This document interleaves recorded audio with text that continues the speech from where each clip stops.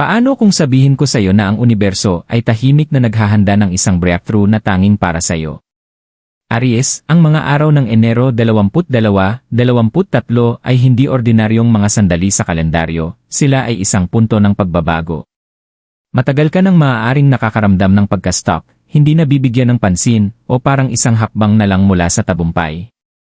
Ngunit sa likod ng mga pangyayari, may isang makapangyarihang bagay na unti-unting nagbabago. Ang mga pintuang dati nakakandado ay nagsisimulang magbukas, at ang mga oportunidad na hindi mo inaasahan ay papalapit na. Hindi ito swerte. Ito ay tamang timing. At kung ikaw ay Aries, tinatawag ka ng universo upang magbigay pansin dahil ang iyong sandali ng tagumpay ay dumating na. May mga sandali sa buhay na ang lahat ay nagsisimulang magbago, hindi malakas, hindi sabay-sabay, ngunit tahimik, na may pakiramdam na ang isang mahalagang bagay ay sa wakas ay nag-aalin. Para sa Aries, ang Enero 22, 23 ay isa sa mga bihirang sandaling ito. Ang mga petsang ito ay may dalang makapangyarihang pagbabago sa enerhiya, na direktang tumatalakay sa iyong likas na apoy, tapang, at determinasyon. Kung ikaw ay nagsusumikap ng husto ngunit hindi pa nakikita ang mga resulta na nararapat sa iyo, o kung pakiramdam mo na ang tagumpay ay palaging isang hakbang na lang, dito magsisimula ang kwento na magbabalik sa iyo ng pabor. Ang universo ay nagmamasid sa iyong pagsisikap, iyong pasensya, at iyong tibay. Ngayon, tumutugon ito. Panahon na para sa mga pintuan na dati nakasarado ay magsimulang magbukas, at ang mga landas na nakatago ay magsimulang magpakita. Para sa Aries, hindi lang ito tungkol sa oportunidad, ito ay tungkol sa pagpasok sa tagumpay na palagi mong inilaan para makamit. Yan ay Cosmic Shift, Enero 22, 23. Ang Enero 22, 23 ay kumakatawan sa isang makapangyarihang paghinto sa ritmo ng universo. Isang sandali kung saan ang mga hindi nakikitang puwersa ay muling inaaligin at ang enerhiya ay nagsisimulang dumaloy sa bagong direksyon. Hindi ito isang dramatikong pagsabog ng pagbabago, kundi isang tumpak na pagsasaayos, parang pag-ikot ng susi sa isang kandado na matagal nang nagtatanggi. Sa mga petsang ito, ang universo ay lumilikha ng isang bihirang pagkakataon na nagpapahintulot sa pag-usad, pagkilala, at tagumpay na umusad ng mas madali kaysa dati. Para sa Aries, ang pagbabago na ito ay may malalim na kahulugan. Ang apoy sa loob mo ay tumutugma ng malakas sa mga sandali ng aksyon at pagbabago, at ang cosmic window na ito ay pinapalakas ang likas mong lakas. Ang mga sitwasyon na dati mabigat o naantala ay nagsisimulang humiwalay sa kanilang pagkakahawak. Ang mga usapan ay nagiging mas malinaw, ang mga desisyon ay mas madali, at ang mga oportunidad na tila malayo ay biglang lumalapit. Ang pagbabago na ito ay hindi nangyayari ng basta-basta. Ito ay resulta ng tamang timing, pagsusumikap, at pag-aalin na nagtagpo sa tamang sandali. Hindi pinipilit ng universo ang anumang bagay, ito ay iniimbitahan ka. Ang Enero 22, 23 ay isang paalala na kapag ang paghahanda ay nakatagpo ng tamang enerhiya, ang pag-usad ay nagiging hindi matitinag. Para sa Aries, ito ang simula ng galaw matapos ang matagal na paghihintay, na nagsasaad na ang landas ay sa wakas ay nagbubukas. Aries, dendi apyong hindi kumikipot. Ang Aries ay palaging kilala bilang tanda ng apoy, aksyon, at hindi matitinag na kalooban. Mula pa sa simula, ikaw ay itinakda upang magpatuloy, kahit na hindi malinaw ang landas. Habang ang iba ay nag-aalangan, ikaw ay nagpatuloy. Habang ang iba ay naghihintay ng pahintulot, ikaw ay nagtitiwala sa iyong instinct. Ngunit ang lakas na ito ay madalas na may kasamang tahimik na pasanin, ang pagiging malakas kahit na ang mga gantimpala ay dahan-dahan dumating. Naranasan mo ang mga sandali kung saan ang iyong pagsusumikap ay hindi lubos na kinilala, kung saan ang iyong passion ay tila hindi naintindihan, at kung saan ang iyong tapang ay paulit-ulit na nasubok. Ngunit hindi ka tumigil. Ang enerhiya ng Aries ay hindi madaling manghina. Ito ay patuloy na naglalagablab, pinapalakas ng paniniwala at determinasyon. Ang bawat setback ay naging aral. Ang bawat pagkaantala ay naghubog sa iyong tibay. Ang universo ay nagmamasid sa apoy na ito sa loob mo. Hindi lang ang matapang na mga aksyon, kundi ang disiplina na kinakailangan upang magpatuloy kapag mababa ang motibasyon. Ito ang dahilan kung bakit mahalaga ang sandaling ito. Ang Enero 22, 23 ay hindi tungkol sa pagpapalit ng kung sino ka, ito ay tungkol sa pagpaparangal sa kung sino ka na noon pa man. Ang Aries ay hindi humihingi ng mga shortcut. Humihiling ka ng makatarungang pagkakataon upang patunayan ang iyong sarili. At ngayon, ang pagkakataong iyon ay nagsisimula ng magpakita. Ang apoy na minsang nagdala sa iyo sa kabila ng hindi tiyak na mga bagay ay siya ring apoy na maggagabay sa iyo patungo sa tagumpay. Ang bahagi ng paglalakbay na ito ay hindi na tungkol sa pakikibaka. Ito ay tungkol sa pagkilala, momentum, at pagpasok sa isang papel na tumutugma sa iyong tunay na lakas. Iyan ay paghirap ay na karanasan ay nagdulot the moment ni Iki. Bago dumating ang anumang tunay na breakthrough, laging may isang panahon ng pagsusubok at mas alam ito ng Aries kaysa sa karamihan. Ang iyong paglalakbay ay hindi naging madali kahit na inisip ng iba na ganoon ito. Sa likod ng iyong tiwala at determinasyon ay mga sandali ng pagdududa, pagkapagod at pagka-frustrate na kakaunti lang ang nakakakita. May mga plano na hindi natuloy, mga panganib na hindi agad nagbunga, at mga pintuang nagsara ng handa ka na sanang pumasok. Bawat pagkakataon, pakiramdam mo ay ang progreso ay nadidelay ng walang paliwanag. Maaring nagtanong ka sa iyong timing, sa iyong mga desisyon, o kahit sa iyong sariling kakayahan. Ang makita ang iba na umaabante habang ikaw ay nananatiling nakatigil ay masakit, lalo na't alam mong maraming pagsusumikap ang iyong inilaan. Ngunit ang mga pakiramdam na setbacks ay sa katunayan ay naghubog ng mas malalim na bagay. Ang bawat hadlang ay nagtulak sa iyo upang pinuhin ang iyong instinct. Ang bawat pagkabigo ay nagturo sa iyo ng pasensya. Ang bawat tahimik na pagsubok ay nagpapatibay sa iyong determinasyon. Ang universo ay hindi ka tinatanggihan, ikaw ay inihahanda. Ang mga nakasarang pintuan ay nagre-direct sa iyo mula sa mga landas na hindi meant para magtagal. Ang mga pagkaantala ay nagprotekta sa iyo mula sa pag-abante bago ka palubusang handa. Pati na rin ang mga sandali ng kabiguan ay may layunin, itinulak ka nitong magbago sa paraang hindi kayang ibigay ng tagumpay lamang. Ngayon, kapag tiningnan mo ang nakaraan, ang mga paghihirap na ito ay bumuo ng isang malinaw na pattern. Hindi ito basta-basta. Kailangan ng mga ito. Kung wala ang mga ito, ang moment na ito ay hindi magkakaroon ng parehong lakas. Ang Enero 22-23 ay patunay na walang nasayang sa iyong mga pinagdaanan. Ang mga aral, disiplina, at tibay na nakuha mo sa mga mahihirap na panahoy siyang nagpapaganda sa iyo para sa mga susunod na mangyayari. Ang kabanatang ito ay hindi na tungkol sa pag-survive, ito ay tungkol sa wakas na pagtanggap ng mga bagay na iyong pinaghirapan at pinagsikapan.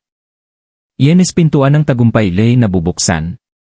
May dumating na sandali sa bawat mahahabang paglalakbay kung saan ang enerhiya ay nagbabago ng malinaw na hindi na ito maaaring baliwalain.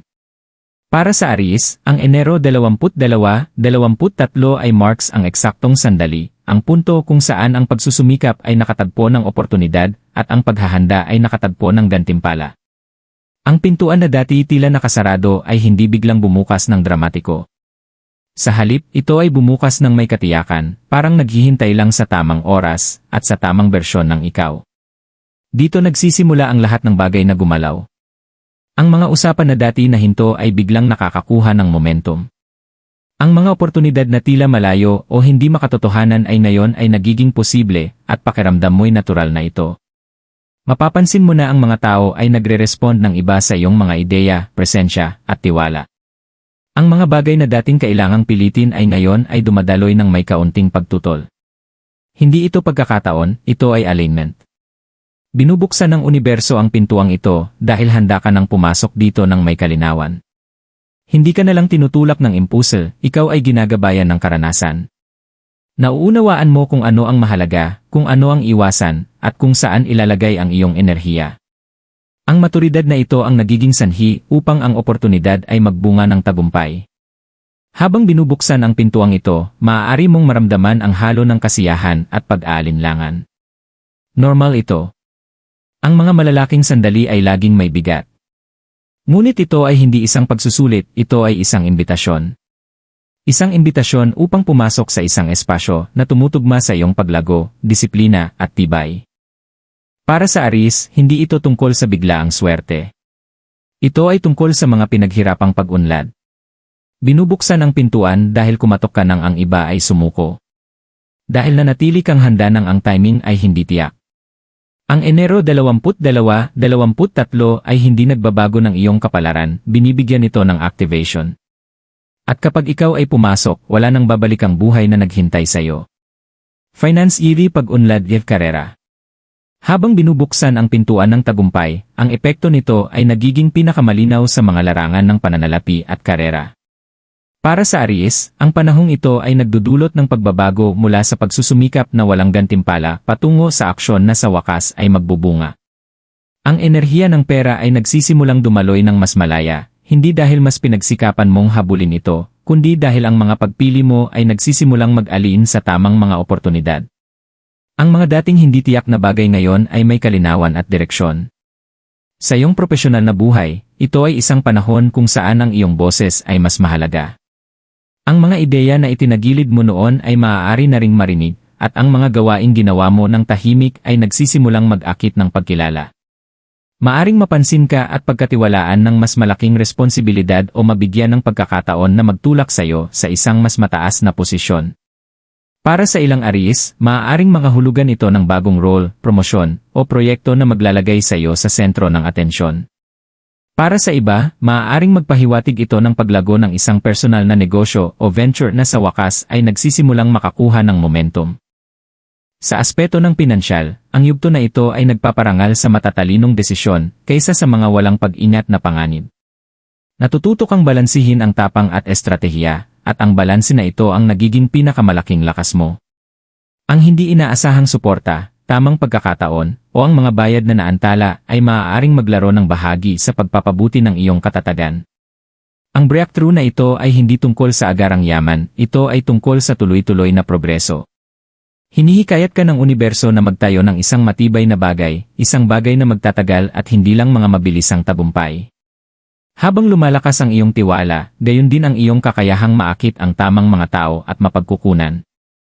Para sa Aries, ito ang simula ng isang cycle kung saan ang matinding trabaho ay nagiging konkretong resulta.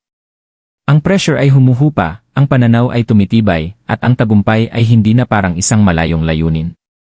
Ito ay nagiging isang bagay na totoo, isang bagay na maaari mong pagpasukin ng may tiwala at layunin. Iyan din ay dapat gawin ng Aries ngayon. Ngayon na ang pintuan ay bukas na, ang susunod na hakbang ay nasa iyo na. Nilikha ng universo ang pagkakataon, ngunit hindi nito pipilitin ang paggalaw. Ang yugtong ito ay nangangailangan ng malay na aksyon, gabay ng tiwala sa sarili kaysa takot. Aries, ang iyong instinct ay ang pinakamahalaga mong asset ngayon. Magtiwala sa iyong panloob na nararamdaman na nagsasabi kung kailan ka dapat magpatuloy at kung kailan ka dapat huminto. Ang sobrang pag-iisip ay magpapalabo lamang ng kalinawan na hatid ng sandaling ito. Hindi ito ang panahon upang magduda sa iyong pagiging handa. Natapos mo na ang matinding trabaho, ngayon, ito ay tungkol sa aplikasyon ng iyong mga natutunan. Piliin ang direksyon kaysa sa pag-aalangan. Kung may oportunidad na dumarating, huwag hintayin maging perpekto ito. Ang paglago ay bihirang magpakita ng katiyakan, ipinapakita ito sa pamamagitan ng momentum. Kasabay nito, mahalaga ang disiplina. Iwasan ang magmadali ng walang direksyon o mag-react ng emosyonal. Ibalanse ang iyong likas na apoy sa layunin. Ituon ang iyong enerhiya sa mga bagay na tumutugma sa iyong pangmatagalang vision, hindi sa pansamantalang kasiyahan. Ang pagsasabi ng hindi sa mga distractions ay magiging kasing halaga ng pagsasabi ng sa mga tamang pintuan. Magbigay pansin sa mga senyales, paulit-ulit na ideya, hindi inaasahang mga imbitasyon, o mga sandali ng malakas na intuisyon. Hindi ito random. Ang mga ito ay gabay. Ang universo ay nakikipag-usap sa pamamagitan ng mga pattern, at ngayon, ang mga pattern na ito ay nagiging mas malinaw. Pinakamahalaga, maniwala na karapat-dapat ka sa lahat ng nangyayari. Ang pagdududa sa sarili ay maaaring tahimik na magsara ng mga pintuan na dapat sanay nananatiling bukas. Maglakad ng may layunin, nakatayo ng may tiwala sa sarili, at may pasasalamat. Ang kabanatang ito ay hindi na tungkol sa pagpapakita ng iyong halaga, ito ay tungkol sa pag-angkin nito. Kapag ang Aries ay gumalaw ng may paniniwala at kalinawan, ang pag-usad ay nagiging hindi mapipigilan. Mesaheng spiritual mula sa universo. Sa yugtong ito ng iyong paglalakbay, ang universo ay hindi nagsasalita sa pamamagitan ng ingay, kundi sa pamamagitan ng tahimik na katiyakan. Para sa Aries, ang mensaheng ito ay simple ngunit makapangyarihan, ikaw ay sinusuportahan. Kahit sa mga sandali na pakiramdam mo ay mag-isa o hindi sigurado, ang gabay ay naroroon, tahimik na humuhubog ng mga kinalabasan pabor sa iyo. Ngayon, ang gabay na iyon ay nagiging mas madali mong maramdaman.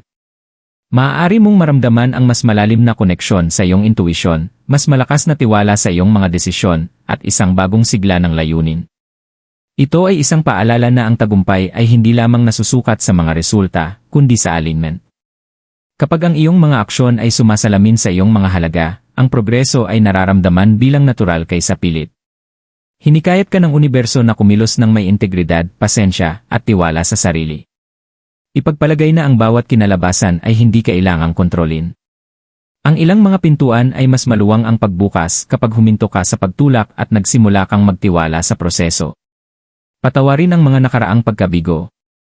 Ang pagdadala ng mga lumang frustration ay nagpapabigat lamang sa mga bagong simula. Ang pasasalamat, kahit sa mga aral na natutunan sa pamamagitan ng mga pagsubok, ay lumilikha ng espasyo para sa kasaganaan na dumaloy.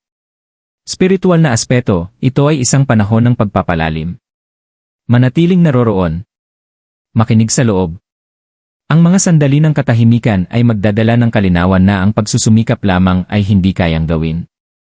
Ang universo ay hindi humihiling na baguhin kung sino ka, hinihikayat ka nitong pahalagahan ito. Kapag ikaw ay magpatuloy ng may tiwala imbes na takot, ang iyong landas ay magiging mas maliwanag, at bawat hakbang ay nararamdamang pinagmumulan ng gabay. Ganito nagiging momentum ang kapalaran. Babala, huwag palampasin yanhi pagkakataong iki. Bawat oportunidad ay may kasamang pagkakataon, at ang pagkakataong ito ay hindi naiiba. Habang bukas ang pintuan, hindi ito mananatiling ganoon magpakailanman. Para sa Aries, ang pinakamalaking panganib ngayon ay ang pag-aalangan. Ang takot na gumawa ng maling hakbang, paghihintay pa ng karagdagang kumpirmasyon, o ang paulit-ulit na pagdududa sa iyong instincts, ay maaaring tahimik na magpabagal sa iyong momentum. Ang universo ay naglikha ng alignment, ngunit ang timing ay may kahalagahan pa rin. Isa pang babala ay ang labis na tiwala sa sarili. Habang ang pananampalataya sa iyong sarili ay mahalaga, ang hindi pagninilay sa mga payo, pagmamadali sa mga desisyon, o ang pagkilos batay lamang sa impulse, ay maaaring magpahina sa mga bagay na binubuo. Ang balanse ay susi. Ang tiwala sa sarili ay dapat matatag, hindi pa bigla-bigla. Mag-ingat sa mga distractions. Hindi lahat ng oportunidad ay para sa iyo, at ang pagsunod sa lahat ng ito ay maaaring maglayo sa iyo mula sa mga bagay na tunay na mahalaga. Piliin ang pagtutok kaysa sa ingay. Ang sandaling ito ay humihiling ng kamalayan. Magbigay pansin sa kung paano ka nararamdaman sa mga sitwasyon, ano ang nagbibigay ng enerhiya sa iyo, at ano ang nagpapalupig sa iyo. Kapag dumating ang kalinawan, kumilos ng may layunin. Ang mga pintuang nagbubukas sa mga bihirang pagkakataon ng alignment ay pinakamahusay na tumutugon sa tapang na may kasamang karunungan. Pinal anay pagbabago emosyonal anay tuklas. Ito na ang sandali kung saan ang lahat ay nagsisimulang magmukhang iba, hindi lang sa paligid mo, kundi pati na rin sa loob mo. Aries, ang pagbabagong nangyayari ngayon ay mas malalim pa kaysa sa tagumpay lamang. Isa itong pagbabago sa kung paano mo tinitingnan ang iyong sarili at ang iyong lugar sa mundo. Ang mga pagdududa na dati tahimik na nagtatago sa likod ay nagsisimulang maglaho at pinalitan ng isang matatag na tiwala na hindi na kailangang patunayan. Hindi mo na hinahabol ang patunay, ikaw na ang patunay. Nakatayo sa kabilang bahagi ng bukas na pintuan, napagtanto mo kung gaano ka na nagbago. Ang mga pagsubok na dati nagtakda sa iyo ngayon ay nagsisilbing paalala ng iyong lakas. Kumilos ka ng may mas malalim na layunin, nagsasalita ng mas malinaw, at kumikilos ng may kalmadong katiyakan na hindi mo naramdaman dati. Ito ay paglago na nakuha sa pamamagitan ng karanasan, hindi swerte. Sa emosyonal na aspeto, ang yugtong ito ay nagdudulot ng ginhawa. Ang patuloy na pressure na magtulak, maglaban, at mag-survive ay nagsisimulang humupa. Sa halip, dumarating ang momentum, isang pag-usad na nararamdaman bilang natural at nararapat. Hindi ka na tumutugon sa mga pangyayari, ikaw na ang humuhubog sa mga ito. Dito ang Aries ay ganap na pumapasok sa kanilang kapangyarihan. Hindi malakas, hindi agresibo, ngunit may tiwala. Ang pagbabagong ito ay kumpleto kapag napagtanto mong hindi ka binago ng tagumpay.